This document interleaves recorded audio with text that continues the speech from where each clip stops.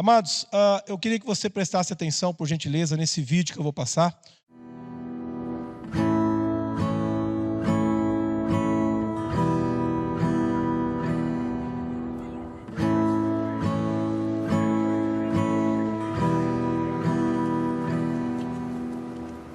It looks like rain again today.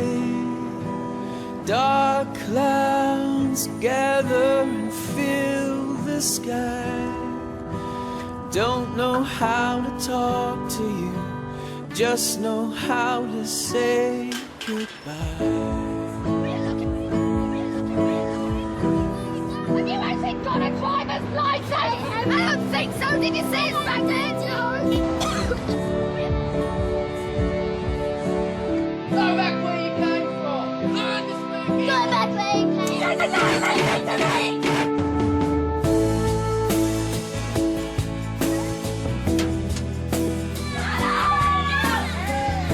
What's wrong with you, Harry? Stop crying. You don't want to sleep. I've had enough of you. I've had enough of you.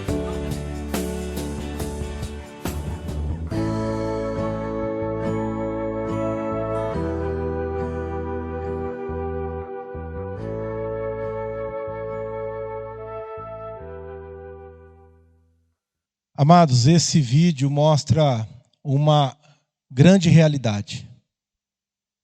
Que muitos comportamentos dos nossos filhos hoje são resultados dos nossos maus comportamentos. Os nossos filhos, eles enxergam tudo que nós estamos fazendo. E quando nós fazemos aquela pergunta para os nossos filhos, aprendeu com quem? É como se estivéssemos olhando ao espelho. Aprendeu conosco. Aprendeu comigo, aprendeu com você, aprendeu com essa sociedade caída. A verdade é que nós vivemos dias onde a instrução cristã, o bom comportamento, um comportamento ético e moral, está se esvaindo da nossa sociedade, até mesmo das nossas igrejas, até mesmo dos nossos púlpitos. E nós precisamos de pais, mães, que sejam bons exemplos, que instrua. Eu quero que você se atente, porque quando eu falar sobre pai aqui, eu quero que você entenda que não é apenas o pai, a mãe de sangue, mas sim o pai e a mãe de coração, o tio, a tia, o vô, a avó, os nossos pais governamentais, os seus pais espirituais. Como pai espiritual de cada um de vocês, eu tenho a responsabilidade de instruir a cada um de vocês no comportamento correto. Essa era a percepção de Asaf. Essa era a percepção do salmista. O Salmo 78, ele é um salmo que pertence à terceira parte da divisão do saltério, que é dividido em 5 partes. Essa terceira parte começa no Salmo 73 e encerra no Salmo 83. Esses salmos, eles são... O Salmo 89, perdão. Essa terceira parte era dividida em 2 blocos. Do 73 ao 83, do 84 ao 89. Essa primeira parte foi escrita por Asaf, o regente do coral, não era o Antônio, mas era o Asaf, né? Escrevia salmos, tá vendo, Antônio? E também pelos filhos de Corá, que eram os músicos, os levitas, ok? Eles escrevem os outros salmos. O Salmo 78, então, ele faz parte da primeira parte da terceira divisão. E dentro dessa terceira divisão, há uma centralidade que vai do Salmo 77 ao Salmo 83, que são salmos que foram escritos com 2 objetivos. Mostrar ao povo de Deus que toda a dor, todo o sofrimento, toda a devastação que o povo estava vivendo e tinha vivido no passado, era fruto da infidelidade deles para com o Senhor. Esses salmos também tinham como objetivo manifestar a misericórdia e a fidelidade de Deus à sua aliança, mostrando que, em detrimento à infidelidade do povo, Deus ele permanece fiel. E Deus continua conduzindo o teu povo, mas ele não deixa de discipliná-lo. Observe que esse salmo ele é um salmo didático, ele é um salmo instrutivo, ele é um salmo pedagógico, ele vai transmitir algum ensino. E isso já fica evidente nos seus primeiros versos, que o salmista ele começa dizendo: escutai, povo meu, a minha lei, prestai ouvido às palavras da minha boca, abrirei os lábios em parábolas e publicarei enigmas dos tempos antigos. O que ouvimos e aprendemos, o que nos contaram nossos pais, não o encobriremos de seus filhos. Contaremos à vindoura geração os louvores do Senhor e o seu poder e as maravilhas que fez. O que o salmista está dizendo aqui, se você perceber, o primeiro verso, ele apresenta o que nós chamamos de paralelismo sinonímio. O que é um paralelismo sinonímio? É uma forma de mostrar em frases que são frases, linguagem parecida, são sinônimos. Se você observar no primeiro verso, escutai é a mesma questão do que prestar ouvidos. A minha lei é a mesma coisa do que as palavras dos meus lábios.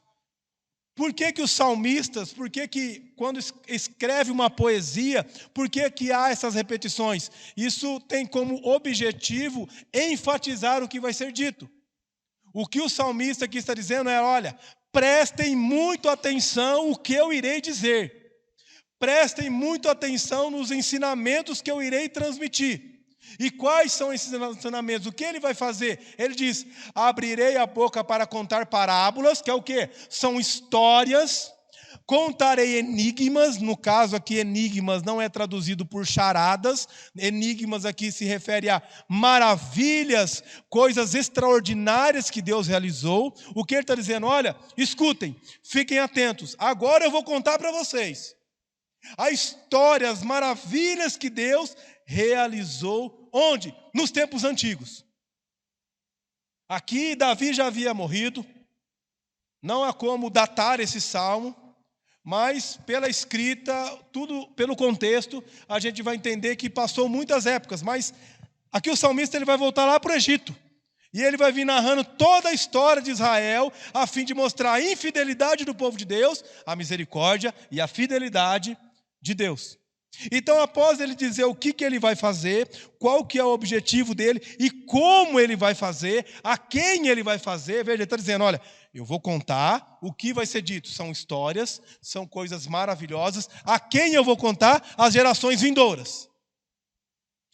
O porquê ele vai fazer isso? Ele vai dizer o porquê ele vai fazer isso. Ele vai dizer o seguinte, verso 5 em diante: ele estabeleceu um testemunho em Jacó e instruiu uma lei em Israel e ordenou a nossos pais que os transmitissem a seus filhos, a fim de que a nova geração os conhecesse, filhos que ainda não hão de nascer, se levantassem e, por sua vez, os referissem aos seus descendentes, para que pusessem em Deus a sua confiança e não esquecessem dos feitos de Deus, mas lhe observassem os mandamentos, e que não fossem como seus pais, geração obstinada e rebelde, geração de coração inconstante e cujo espírito não foi fiel a Deus. Então, por que ele vai contar histórias? Por que ele vai contar enigmas para as gerações? Porque ele quer mostrar que esse Deus que executou maravilhas, ele ordenou que essas maravilhas, que os grandes feitos de Deus fossem transmitidos de geração em geração. E qual o objetivo para que fosse transmitido de geração em geração? Para que as gerações futuras não esquecessem dos feitos de Deus, vivessem confiando no Senhor e vivessem em fidelidade ao Senhor. Na verdade, o que o salmista está fazendo aqui, ele está lembrando a ordem de Deus em Êxodo, logo quando o povo saiu do Egito, como também em Deuteronômio, antes do povo entrar na terra prometida. O que Deus disse lá em Deuteronômio 6, do 4 ao 7? Vamos ler? Ouve, pois, ó Israel, nosso Deus é o único Senhor. Amarás, pois, o Senhor teu Deus de todo o teu coração, de toda a tua alma, de toda a tua força. Estas palavras que hoje te ordeno estarão no teu coração. Tu as inculcarás a teus filhos.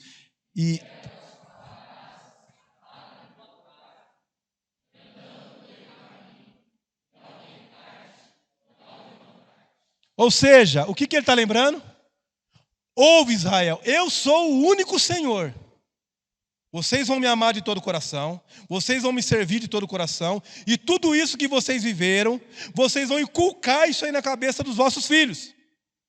Vocês vão dizer para eles todo momento, ao levantar, ao deitar, vai escrever nas ombreiras da porta, vocês vão fazer isso para que eles vivam em fidelidade a mim. Essa era a ordem de Deus. E o salmista está dizendo o seguinte: olha, eu vou declarar a vocês. Eu vou explicar para vocês toda a história de Deus governando o seu povo. Eu vou dizer para vocês como que essas coisas aconteceram. Eu vou abrir a boca para contar histórias, para contar os milagres, porque Deus ordenou que isso fosse feito. No entanto, nós vamos perceber que os pais não fizeram o que deveriam fazer.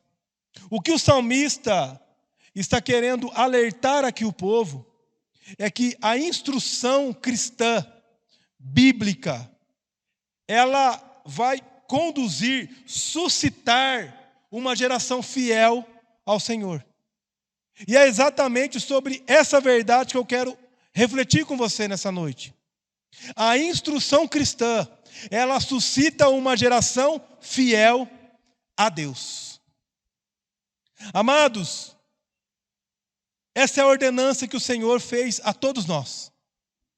Infelizmente, nós vivemos dias onde a instrução, o ensino, seja ele científico, pedagógico, filosófico e religioso, tem sido rejeitado, tem sido descartado.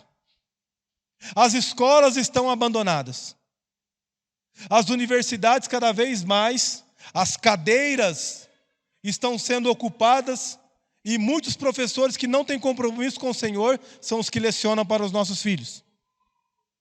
E segundo o artigo 26, parágrafo 3º, da Declaração dos Direitos Humanos, é direito de todo pai, é direito de toda mãe, decidir onde o filho estuda, como o filho estuda, com base na sua religiosidade e filosofia de vida. É direito nosso. Mas nós sabemos que se você chegar na escola e questionar os ensinos que seus filhos estão recebendo, o que será dito para você? Estamos cumprindo a determinação do Estado. O Estado, como pai, negligencia uma educação cristã, que é direito dos nossos filhos. Colocando ideologia de gêneros, inculcando coisas na cabeça dos nossos filhos, são totalmente contrários à palavra de Deus.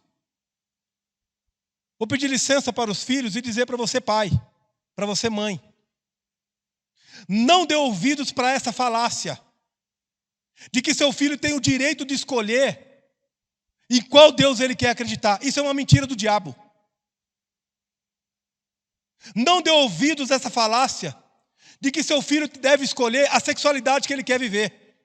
Porque você sabe muito bem que Deus criou homem e mulher. E você, como cristão, deve olhar para o seu filho e para a sua filha e dizer: você foi criado à imagem e semelhança de Deus. E é assim que você tem que viver. Peço licença aos pais para dizer para você, filho. Quando seu pai e sua mãe te advertir biblicamente, não fique bravinho, não. Não fique bravinha, não.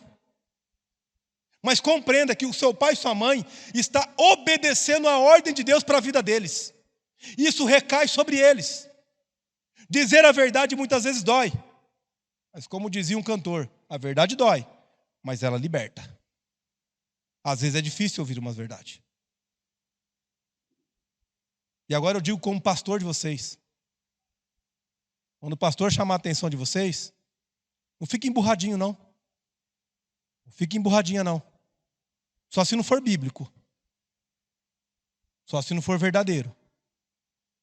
Mas entenda que é uma instrução para o teu bem, para o teu crescimento espiritual.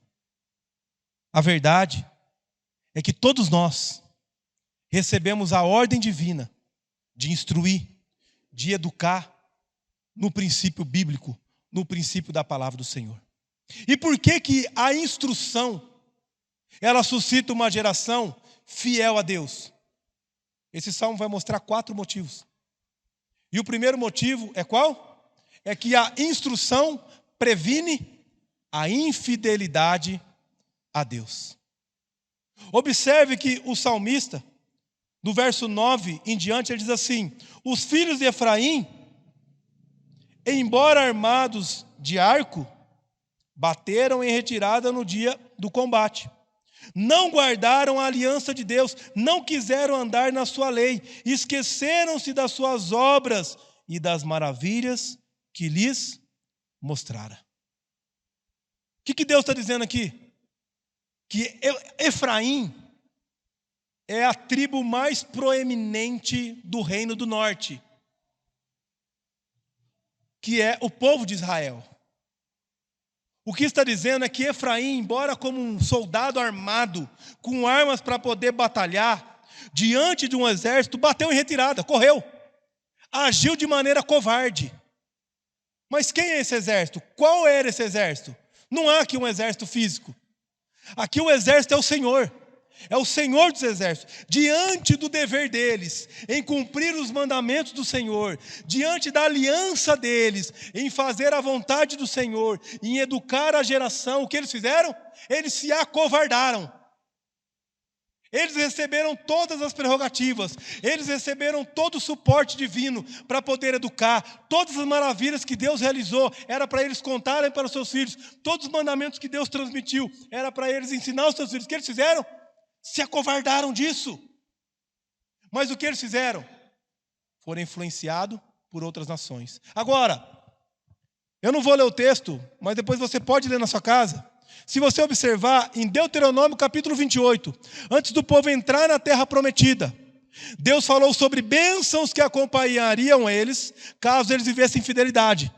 Mas Deus falou sobre maldições que viriam sobre eles, caso eles não vivessem em fidelidade. E quais maldições seriam?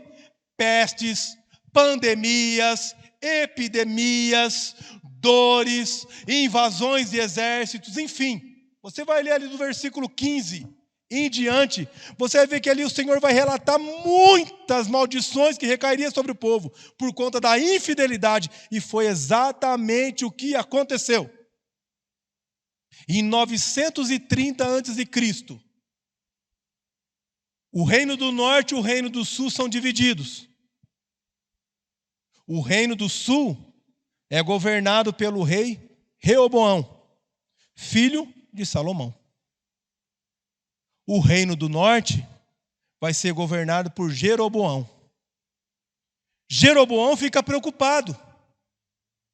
A preocupação dele é: se o povo subir para Jerusalém como ordenança de Deus para adorar o Senhor uma vez por ano, pode acontecer deles serem influenciados pelo rei de Judá e me dispensar como rei, e eu perder o meu trono.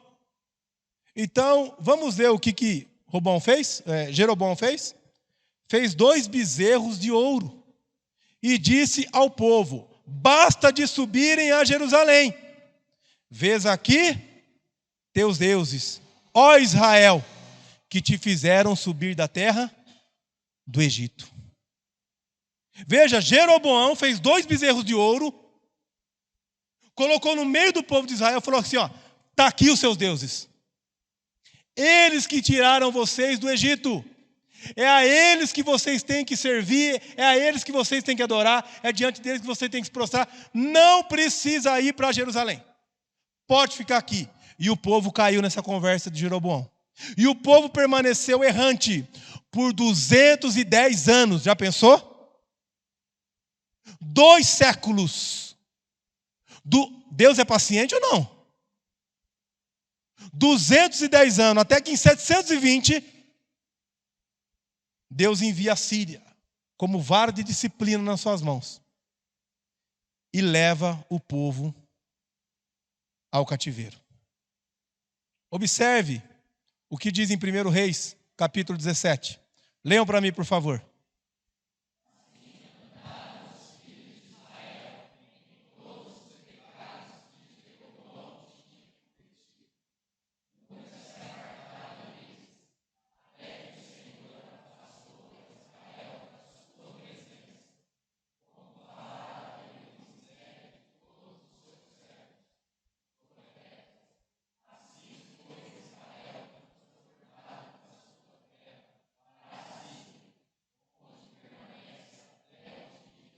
Veja, eles andaram no pecado de Jeroboão e Deus disciplinou.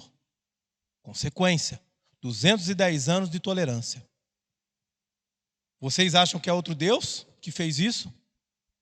Mas aqui, lembra, o salmista ele está trazendo o quê? Histórias do passado, relembrando. E o que ele vai dizer aqui do verso 12 em diante? Ele vai dizer o que aconteceu de fato. Ele vai dizer, prodígios fez na terra de seus pais, na terra do Egito, no campo de Zoã.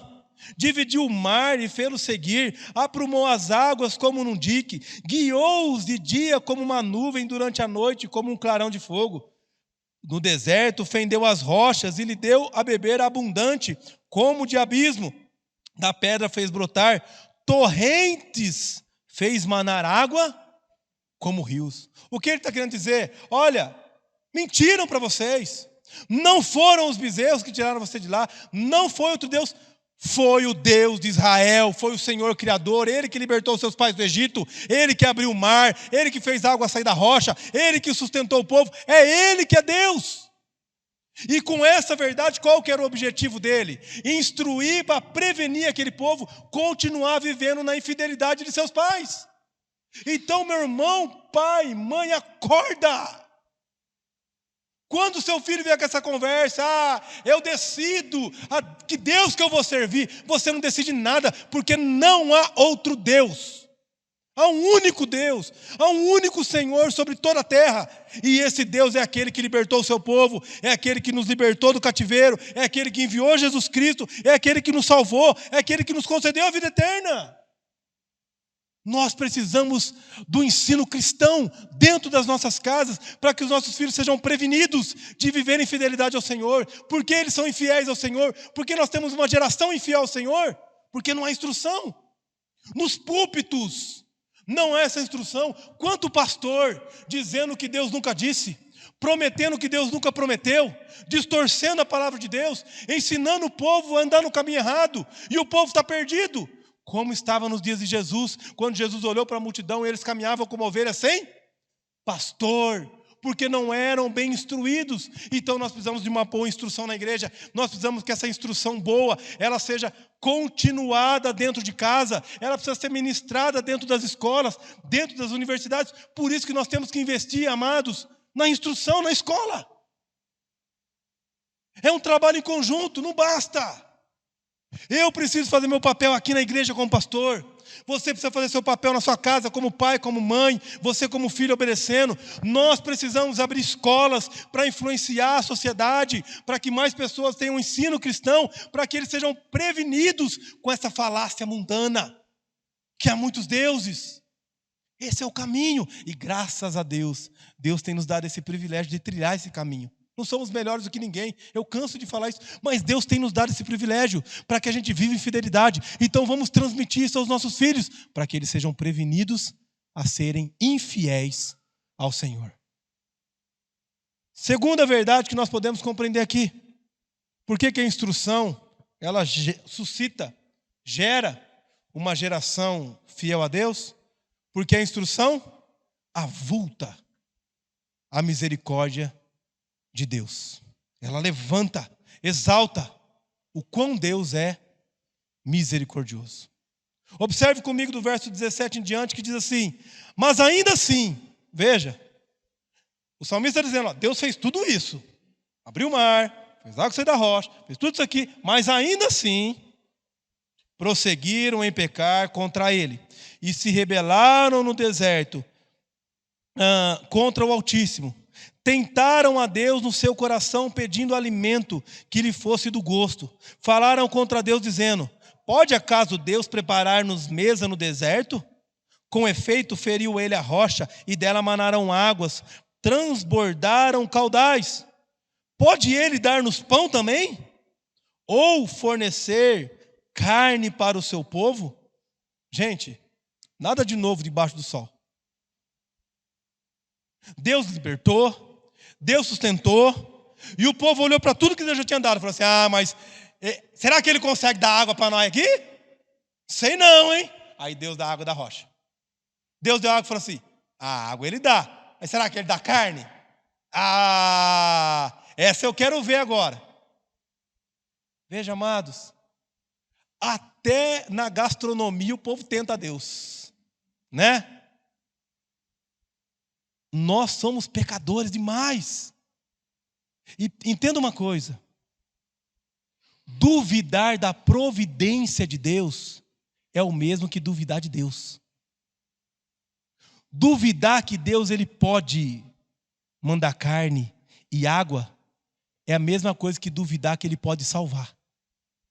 Bom, se Deus ele não pode dar nem água para nós no deserto, se ele não pode dar nem carne, você acha que Deus pode nos salvar? Você acha que Deus pode nos manter a salvo? Essa era a atitude desse povo. Mas olha só, o texto continua dizendo assim, ouvindo isto, verso 21, o Senhor ficou indignado. Quem não ficaria, né? Você às vezes está lá em casa, lá seu filho fala assim, você põe a mesa lá, né? O filho fala assim: nossa, é só isso hoje? O sangue já sobe, né? Fala: só isso, miserável? Né? Eu acordo para trabalhar, faço a comida, você olha, é só isso? Danado, deixa você para mim. Né? Deus ficou indignado. Né? Colocou a mesa lá, o povo reclamou ainda, ele ficou indignado. Vocês lembram desse episódio aqui, né? Quando Deus, lá em Números 11, manda as codornizes e tudo mais. Nós vamos ver aqui. Olha só. Ouvindo isso, o Senhor ficou indignado. Acendeu-se fogo contra Jacó e também se levantou o seu furor contra Israel, porque não creram em Deus, nem confiaram na sua salvação. Deus ficou indignado. Mas até na indignação, Deus é misericordioso. Deus podia falar assim: quer saber? Eu não vou dar água mais, eu não vou dar carne, vocês vão morrer de fome. Vocês vão morrer de sede, vocês vão morrer aí nesse deserto aí, para vocês aprenderem a não ficar tentando eu. Mas olha, o texto continua dizendo assim, agora a leitura é um pouquinho longa, tá bom? Diz assim o texto, versículo 23. Nada obstante, ordenou as alturas e abriu as portas do céu. Fez chover maná sobre eles para alimentá-los, e lhes deu cereal do céu. Comeu cada qual o pão dos anjos, enviou-lhes ele comida a fartar. Fez soprar o céu do vento oriente, e pelo seu poder conduziu o vento do sul. Também fez chover sobre eles carne como poeira, e voláteis como areia dos mares. Fê-los cair no meio do arraial deles, ao redor de suas tendas. Então comeram e se fartaram a valer, pois lhe fez o que desejavam, porém não reprimiram o apetite. Tinha ainda na boca o alimento, quando se elevou contra eles a ira de Deus, e entre os seus mais robustos semeou a morte, e prostrou os jovens de Israel. Veja, Deus ele manifestou a sua misericórdia, mas ao mesmo tempo ele já pré-anunciou o seu juízo. Tá bom, vocês estão duvidando de mim?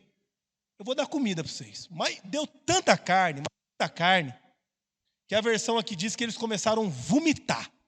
Essa é a tradução. Eles comeram tanto, mas tanto que o nego estava até vomitando carne e continuava comendo. Então, enquanto eles estavam comendo, enchendo a barriga, o que aconteceu? Deus enviou juízo. Os mais robustos são os jovens. Deus mandou fogo consumir os jovens. O que era para ter acontecido? O povo, gente, onde já se viu, Deus já pré-anunciou o juízo aí. Vamos com calma. Mas olha o texto. Verso 32 em diante. Sem embargo disso, continuaram a pecar. Mas não é possível, né? Olha como nós somos. Não estavam nem aí. Continuaram a pecar. E não creram nas suas maravilhas. Por isso, ele fez que os seus dias se dissipassem num sopro, e os seus anos em súbito terror. Quando os fazia morrer, então o buscavam, arrependidos, procuravam a Deus. Lembrava-se de que Deus era a sua rocha, e o Deus Altíssimo, e o seu Redentor. Lisonjeavam-no, porém, da boca, porque o coração deles não era firme para com ele, nem foram fiéis à sua aliança. O que está nos trazendo aqui a memória? Você consegue lembrar de algum livro aqui? Houve uma época que cada um fazia a sua vontade. Juízes. O povo desobedecia, Deus mandava um libertador. O povo se arrependia, vivia anos bem, voltava a pecar. Deus disciplinava, o povo se arrependia. Deus mandava um juiz, libertava. O povo voltava a pecar. Cada um fazia o que era reto aos seus próprios olhos. Veja, o salmista está narrando a história, que ele falou, vou narrar a história para vocês. Vou contar as maravilhas para vocês entenderem como nós somos infiéis e como Deus é misericordioso. E aí ele continua a narrativa mostrando essa misericórdia de Deus, que ele vai dizer assim, ele, porém, que é misericordioso, ele quem? Deus. Perdoa a iniquidade e não destrói antes. Muitas vezes desvia sua ira e não dá largas a toda a sua indignação. Lembra-se de que eles são carne, vento que passa e já não volta. Quantas vezes se rebelaram contra ele no deserto e na solidão o provocaram? Tornaram a tentar Deus, agravaram o Santo de Israel, não se lembraram do poder dele, nem do dia em que os resgatou do adversário, de como do Egito operou ele os seus sinais e os seus prodígios no campo de Zoã, e converteu em sangue os rios deles, para que das suas correntes não se bebessem. Enviou contra eles enxame de moscas, que os devorassem, e rãs, que os destruíssem. Entregou as larvas das suas colheitas, e aos gafanhotos o fruto do seu trabalho.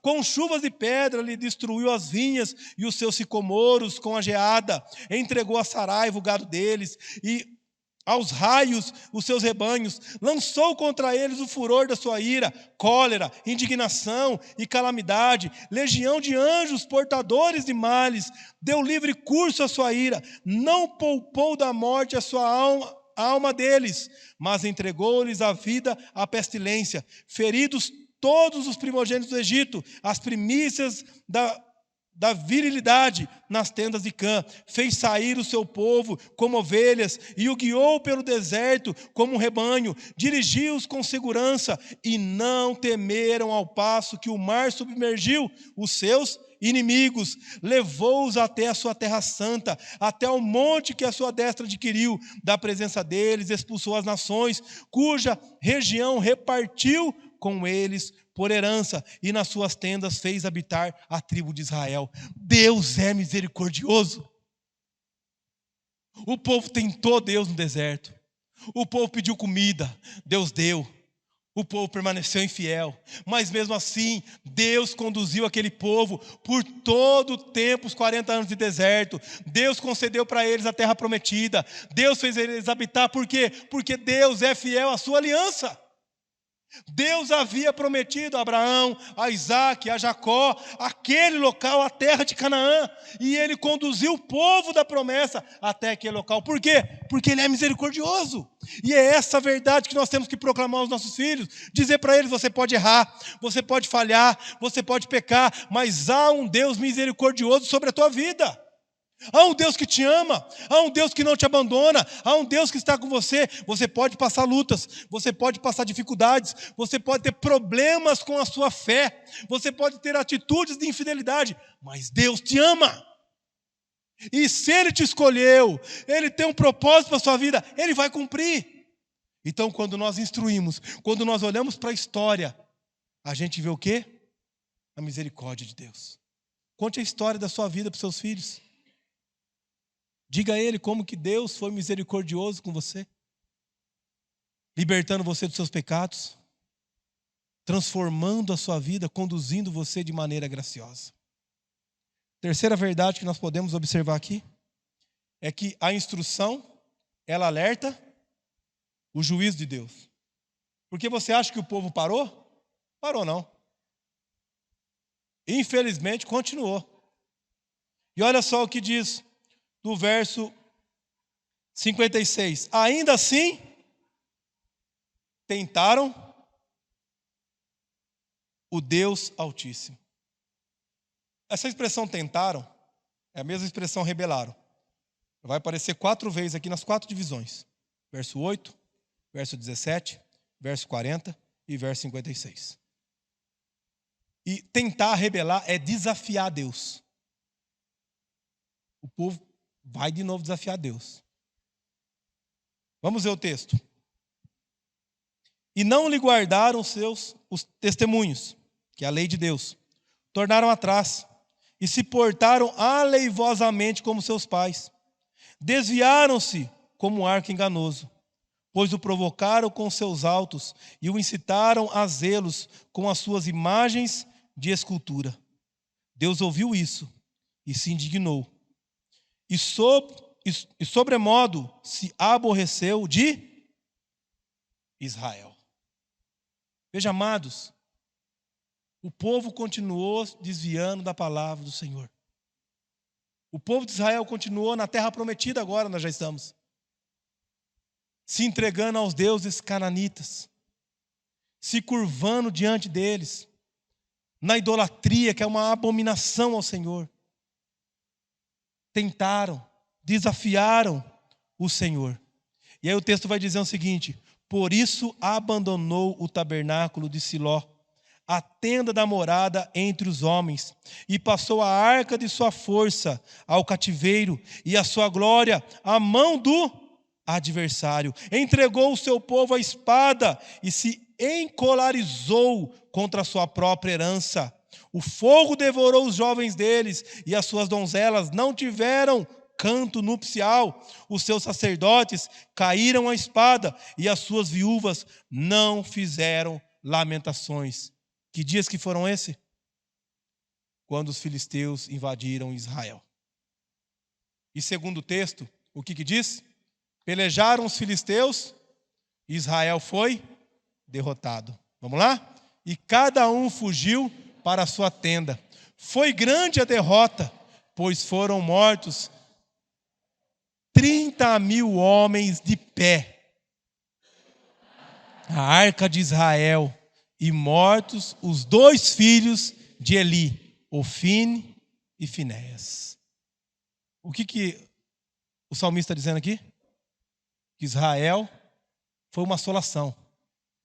30.000 homens, metade da cidade de Batatais, morreu naquele dia. As noivas não tinha mais como cantar. O canto nupcial, seus noivos morreram. As donzelas não tinham mais prazer para viver, porque agora estavam sendo levadas ao cativeiro. Até os sacerdotes, que eram os filhos de Eli, foram mortos nesse dia. Por quê? Porque a ira de Deus foi derramada sobre o seu povo. E isso é um alerta para a minha vida, para a sua vida e para os seus filhos. É verdade, meu filho. Deus é misericordioso mesmo. Mas Ele é justiça. Você pode ficar tentando Deus. Você pode ficar brincando de ser crente. Mas quando Jesus Cristo rasgar o céu, não tem mais jeito.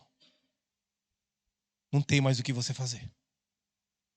E é essa a verdade que nós precisamos proclamar. No púlpito, na sua casa e na rua. Dizendo para as pessoas, olha, Deus é misericordioso. Ele está tolerando os seus pecados. Mas vai ter um dia que Ele vai manifestar a sua ira. Isso já foi testemunhado na história de Israel. Como também já foi testemunhado na história de Judá, que foi levado para o cativeiro babilônico por viver em fidelidade ao Senhor. Deus enviou profetas, Deus enviou homens, servos escolhidos para proclamar a palavra dele. Mas o povo ignorou. Então o juízo dele veio. E assim um dia vai acontecer. Um dia o juízo do Senhor virá. Então é um alerta. Mas por fim, a instrução, além de tudo isso, ela revela a graça de Deus. Porque ela mostra o amor de Deus para com o seu povo. Ela mostra, olha, o povo foi infiel, Deus foi misericordioso, o povo continuou sendo infiel, Deus disciplinou. A arca foi removida, a presença de Deus abandonou aquele lugar. Mas Deus continuou liderando seu povo. Através da linhagem de Davi. Porque Deus não abandona, mas Ele disciplina. O texto diz assim, verso 65 em diante. Então o Senhor despertou como um sono, como um valente que grita excitado pelo vinho. Fez recuar a golpes os seus adversários e lhes comminou perpétuo desprezo. Aqui está falando sobre quem? Sobre os filisteus. Onde estava a arca da aliança? Com os filisteus. E Deus, o que Ele vai dizer para os filisteus é o seguinte, olha, eu não deixei o meu povo zombar de mim. Você acha que eu vou deixar vocês? E a palavra de Deus, ela diz o seguinte, vamos ler, leia para mim que daqui, esse eu não enxergo.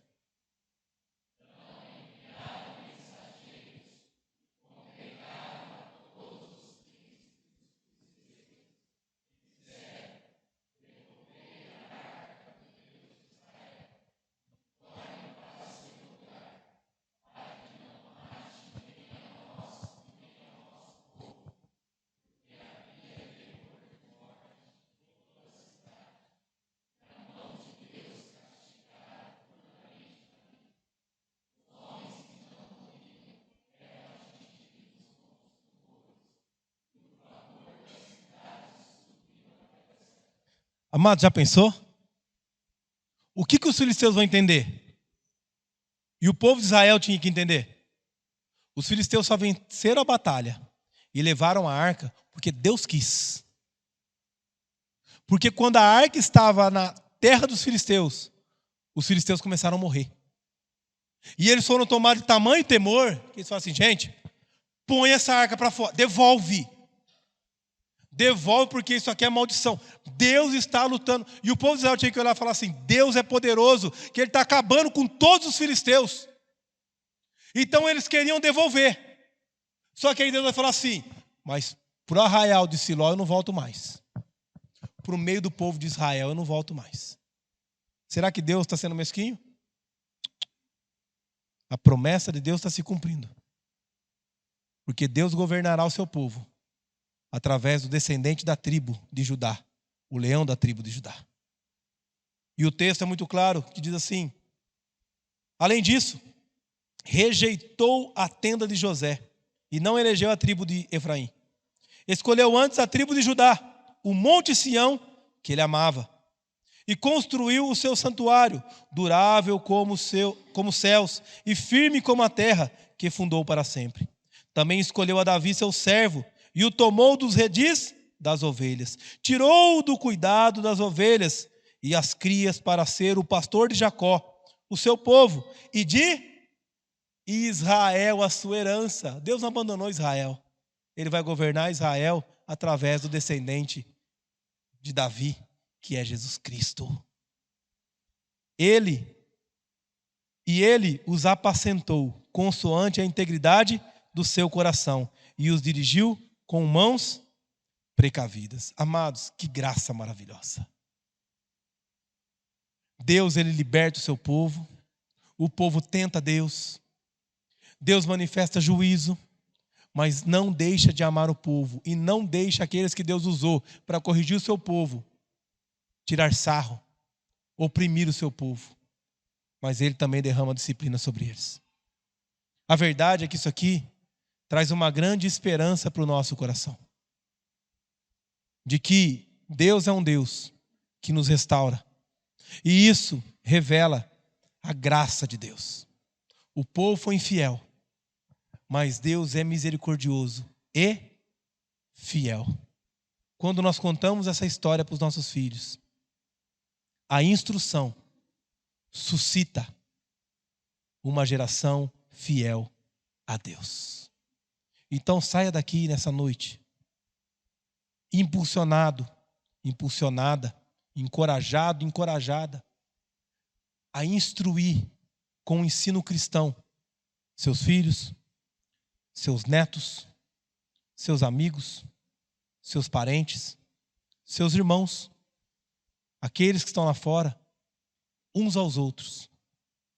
Saia daqui também se submetendo ao ensino cristão proferido pela sua liderança, pelos seus pais, pelos seus amigos. Porque a instrução, ela nos previne de viver uma vida de infidelidade a Deus. A instrução, ela manifesta a misericórdia de Deus. A instrução avulta o juízo de Deus, que é proeminente. Mas, acima de tudo, a instrução nos revela a graça de Deus, que é manifesta em Cristo Jesus, o herdeiro do trono de Davi, o Rei dos Reis. Que essa verdade edifique sua família, que essa verdade edifique sua vida, que essa verdade instrua teu coração.